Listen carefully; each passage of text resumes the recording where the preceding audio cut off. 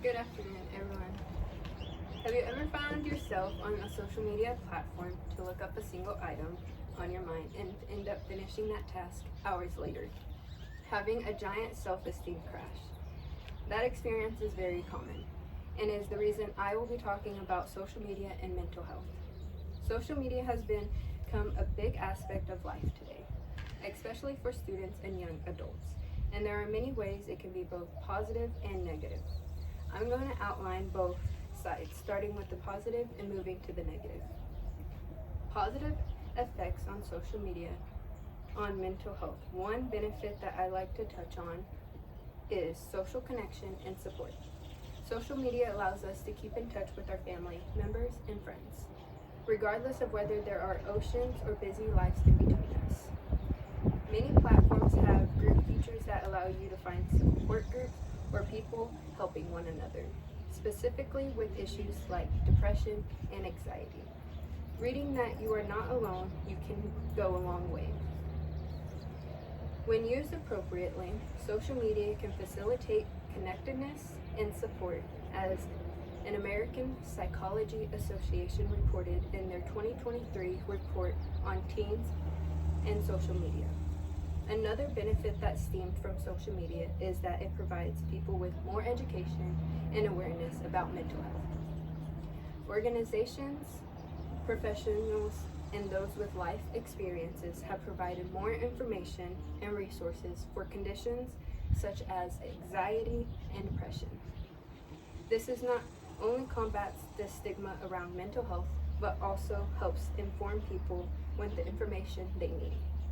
According to the American Psychology Association's 2023, social media has also been helpful to the cause of mental health awareness and reduction to mental health stigma, largely through open discussion and shared experiences. One last benefit that stems from social media is the ability to create and establish an identity. We are able to show parts of ourselves, our life, our personality, and our creativity. Social networking can even be a place to be visible for certain groups or individuals. For example, people who feel like outcasts can feel seen through it. Possible negative effects of social media on mental health. However, there is another side to the coin. My main negative aspect is comparison, which can lead to low self-esteem issues. People normally post things that show them happy and exciting parts of their life. For example, a highlight reel. If a person is constantly comparing their lives to what they see online, people may feel their life isn't as good as others. The Pew Research Center reported in 2022 that many teens feel increased anxiety about how they look and about comparisons from social media. My second negative point is about effects on one level of depression and anxiety. It has been said that high amounts of social media can come from stress in young people, especially students, with a lot relating to FOMO or fear of missing out. The Pew Research Center reported in 2022 also indicates that more time online relates to more social pressure and FOMO. My third aspect is overuse and addiction in social media, since it is designated to make users want to scroll for as long as possible, which can make the user continue to use it.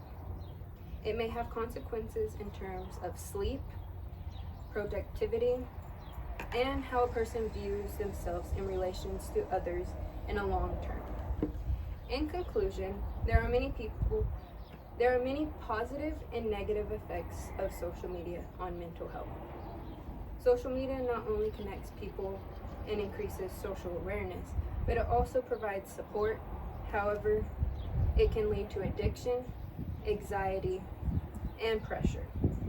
There is no clear-cut answer whether social media is a positive or a negative effect.